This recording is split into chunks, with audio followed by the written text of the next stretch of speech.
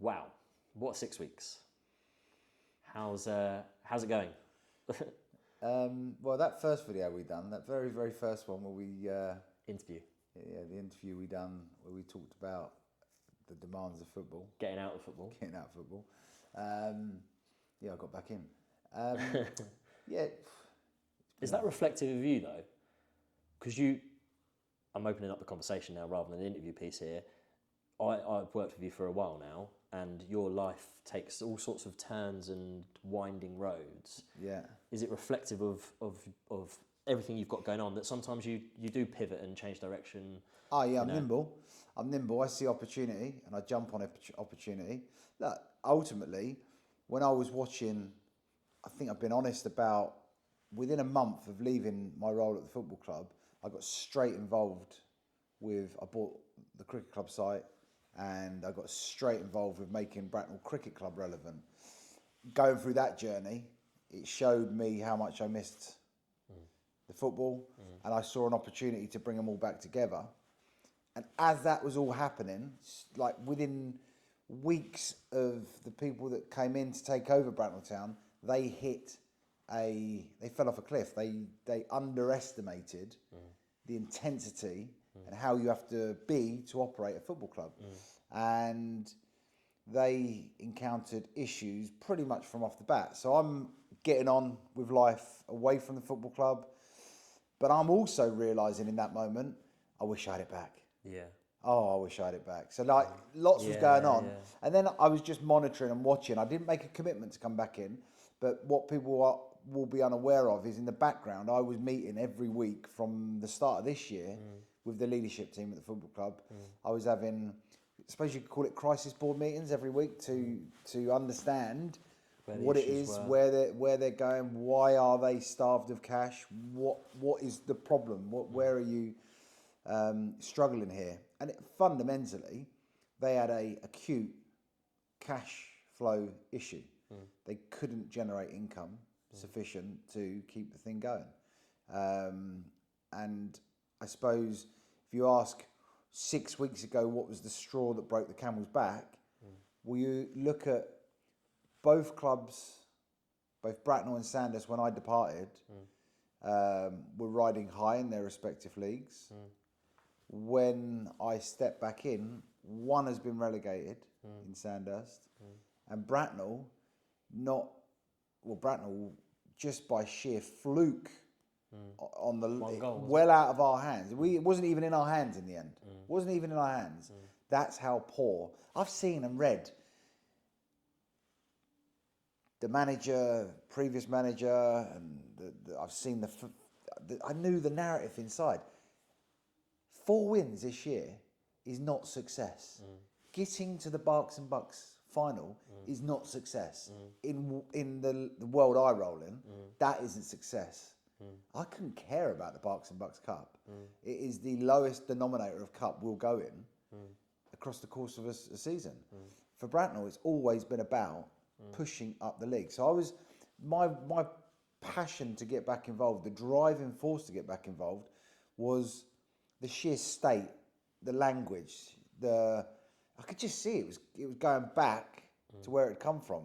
And there's that's what got me back involved. I could see the infighting from afar, and I stepped back in a little bit too late, because actually when I stepped back in, you couldn't do anything. There was no signings. You couldn't do anything. All I could do was try and lift the facilities, improve the changing room, make the bar nicer, try and make the environment a little bit nicer for the players. But as you can see, we had 30 players that we let go that just simply weren't good enough. They're not bad people, by the way. There's nothing to do with them as a person. And I think that's important. And this is respective of your business life as well as your football world. Is you will, and this is for every business owner, being one.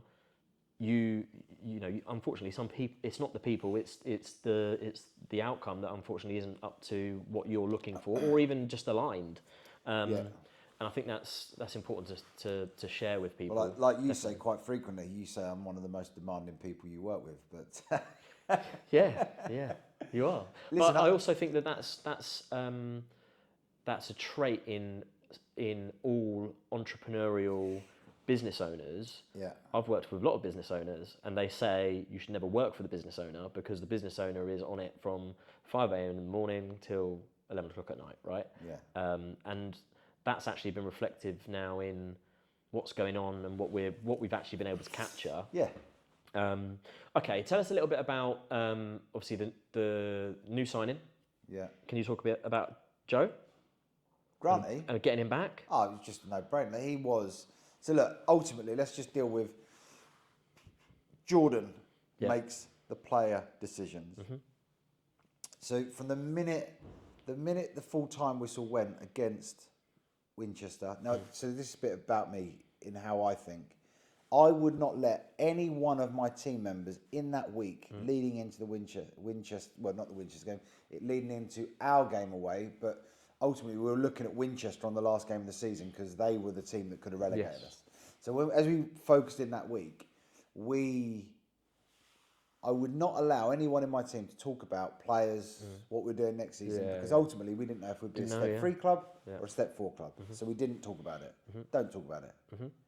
The minute the full-time whistle goes and the game ends, whether it's our game that ends or the Winchester game that ends or anyone else that was in that madness on the last day, Switch attention. then we would focus. So I'm stood. I was on business in Abu Dhabi and sort of few meetings in the morning. Anyway, the people I was over there meeting took me to see Ed Sheeran in the night. So 3 hours ahead there. So just get to the concert. I'm watching Faithless. And all I'm doing is going on my phone, scroll down. I'm trying to keep up to speed with what's going on in the games back home. So I'm not focused on the concert at all. I'm just focused for about 20 minutes on what is happening at the end of this game. We're losing. They're 1-1. What's going on? But the minute that finished, straight away, I went to a quiet part of the place I was at, the concert. First meeting I had was with Jordan. I unleashed a set of, so Jordan, Vinny, so unleashed a set of thoughts, so that literally hit them with things that they needed to go to bed and dream about. Yeah. But when we meet in the morning, so I then got them in a Teams meeting the next morning at, I think we met at 6, 7 in the morning, the next morning UK time. So we went straight into a Teams morning, them having slept on all of the dump that I gave them the night before. So when we went into that meeting, it was very, very focused. Jordan clearly had thought about what he wanted to achieve and the players he wanted to go after and what he felt was needed in that dressing room. So the first thing we said was, the target number 1 was, today, day 1, or day -1 we called it, day -1 is about respectfully parting company with 30 players and 1 staff member. Jordan, Vinny, go have all of them calls. So that's what the Sunday was about. Yeah. And the objective there was, when we put our head on the pillow tonight, on the Sunday, we've dealt with all of as much as the negativity, the hard yards. Yeah. And that was what eye-opener for Jordan as well, because I put him under it in that first day. I said, you work with me, you have to be good at communication, you have to be good at delivering bad news, and there's a way that you deliver bad news. Not everyone will like it, not everyone will like you in the moment, but when they look back at it, they'll look back and go, fair enough. well, he done it in the right way, and I'm going to respect that. I don't like him because he got rid of me, or but he done it in the right way. So that's what we done on the Sunday. When we woke up on the Monday shifted to targets. What and who are we targeting? Granty was target number 1. Now, we had a couple of targets on there, big, high-hitting targets from the past that we felt would really add to the dressing room, and Granty was up there as number 1. Nice. So that's what we went after. Good. That was our priority number 1. And whilst we're going after that target, we also set about with where we need. Look, if you look at the players we've retained, we had our retained list that we needed to go after and get secure. And then if you look at the balance, there's kind of 4 positions that Jordan identified as being critical positions for us, 2 centre backs, striker, some bolstering in, definitely a right back. So they're the kind of the four positions, and he had a very clear vision on what he wanted to go after. He wanted to go after players that have step 1, step 2 experience, or have the ability to play step 1 or step 2. That was the primary, the primary focus. Future proof. Yeah, and there's going to be a balance in his mind. He thinks that the youthfulness of, say, Walton and Hersham and Merthyr that went up, the youthfulness is a really important part, with the sprinkling of the experience in the other team that went up, Tottenham. So he's looking for. There's a profile of player he's looking for. It's kind of 25 to 30, early 30s,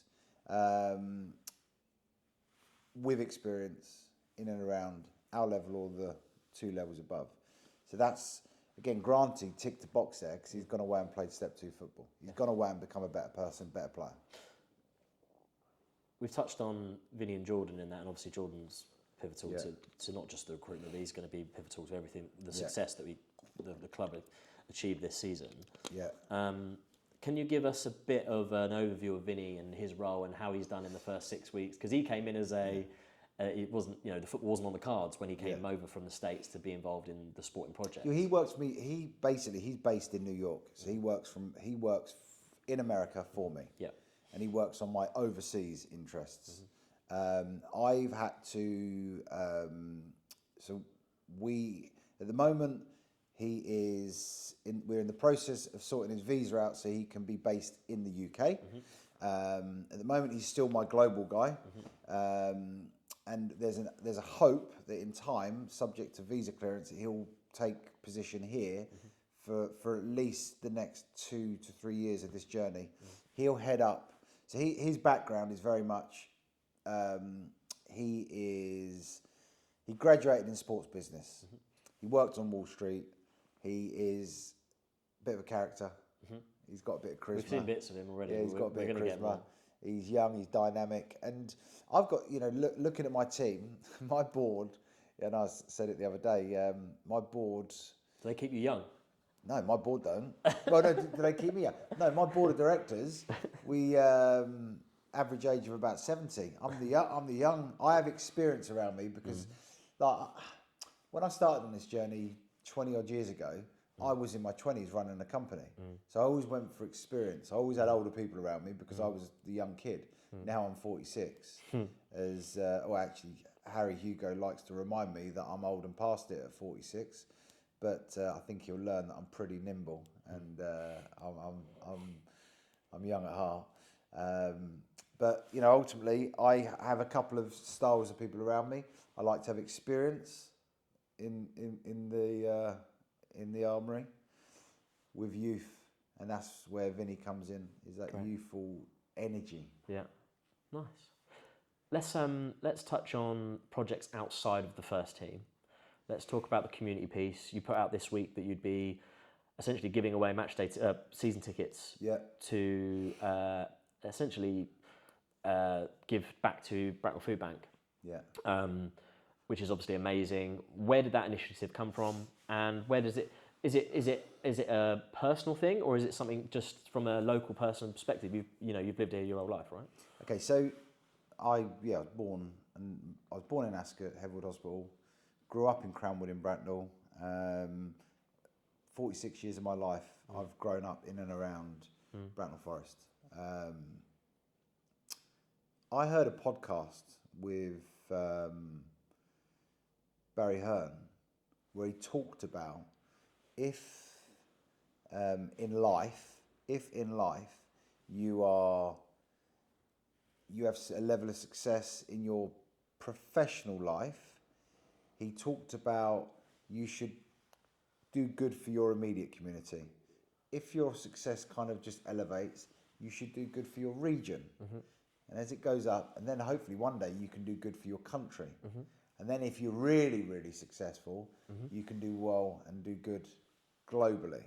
Now on that levels, I'm very much on level 1. So I'm on the entry point. Locally, the local the community economy. It's done well for me. I think I've done well for it. And this is an opportunity, my first proper opportunity, to make a statement of what this era is going to be about for me as a person. For lots has changed. Lots has changed for me as I come back into Bracknell, and I just think that in this moment, in this time, twofold. Bracknell, the fans, the crowds have been growing year on year with Bracknell, but I think we can go further. I think we can go harder. So the free season ticket for this season, which opens today, goes live today,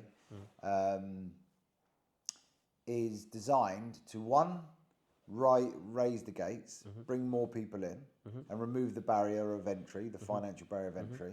But in doing that, I know that we've got also a contingent in our fan base that will give, make a donation. Yeah. So that contingent. So listen, the minimum, you just have to bring a tin of something to get your season ticket. Tin of beans, 50p, 20p, whatever.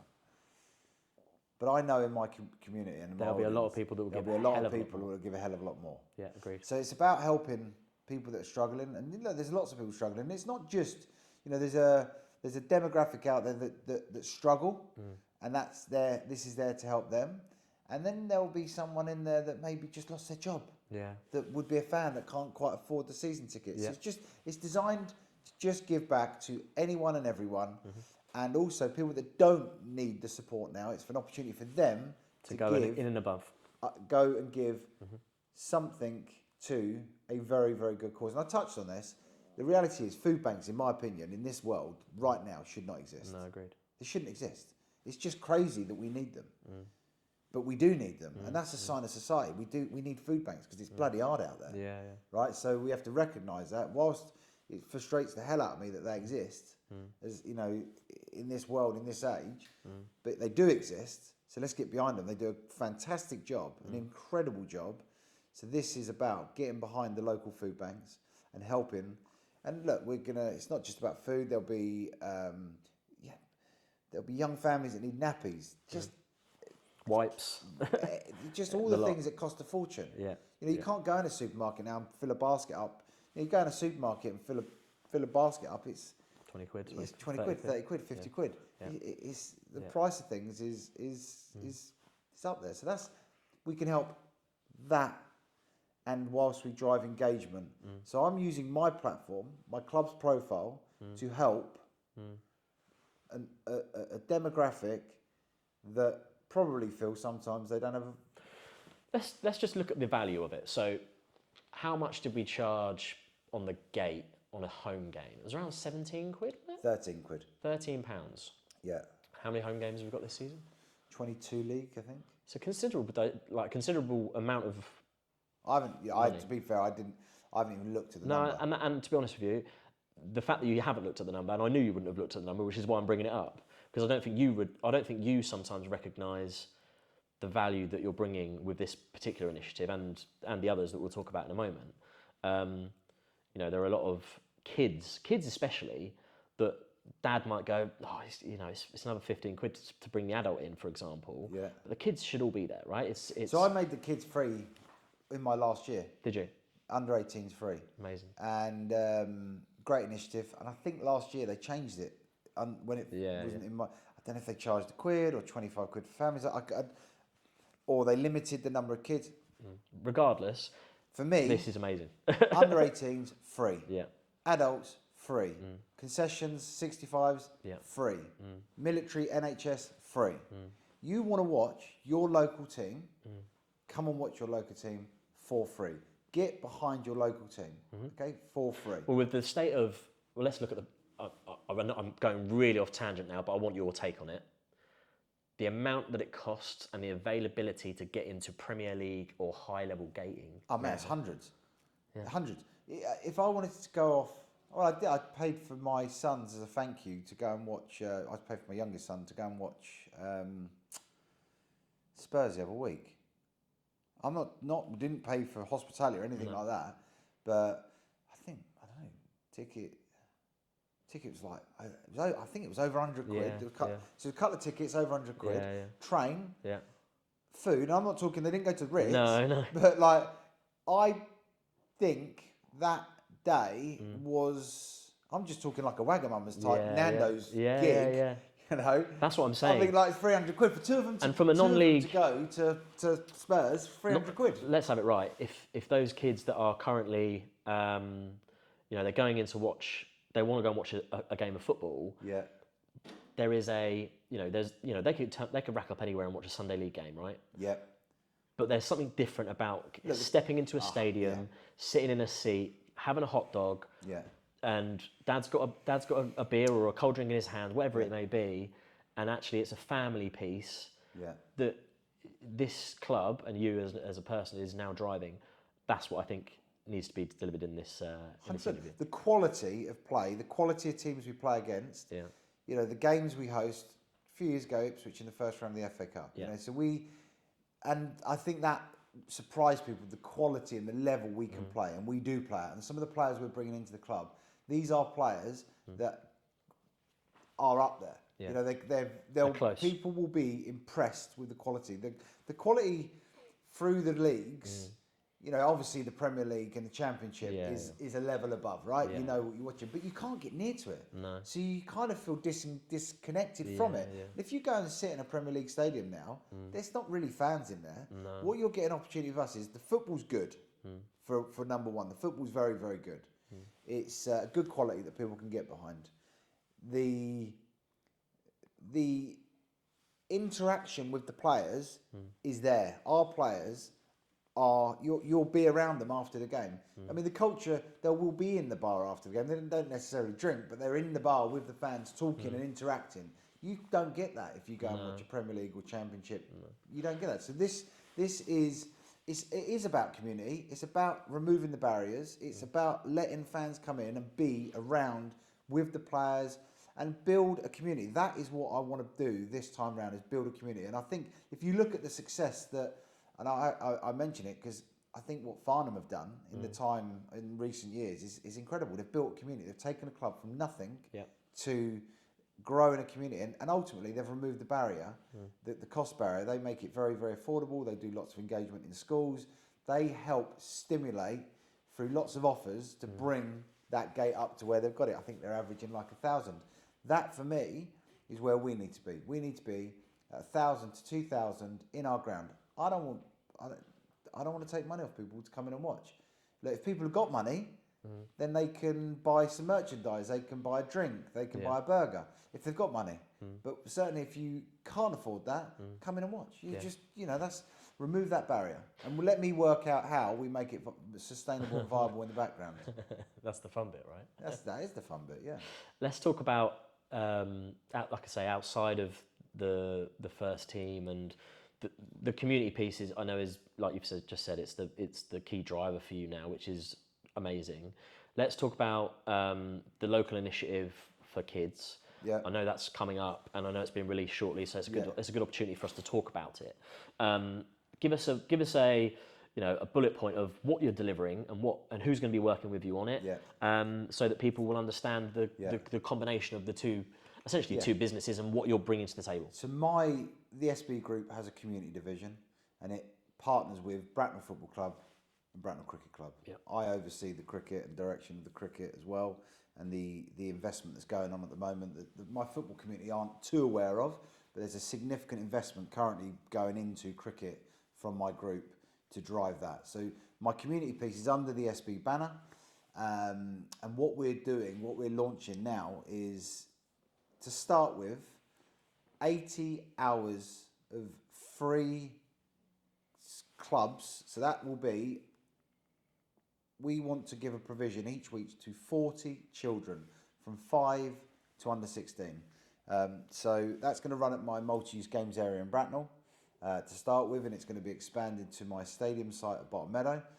The initial offer is effectively 80 hours a week for 40 children to participate, boys, girls, and it's all about participation. So there's no barrier. You just need to rock up and have fun for a few hours a week, and that's under the direction of my head of community, Jason. So he'll drive that. He's working with Bracknell Forest Borough Council's Matt Gamble to make sure we can get it into the schools. Because also there's a little bit of, in this, sadly, there'll be a little bit of pride in people.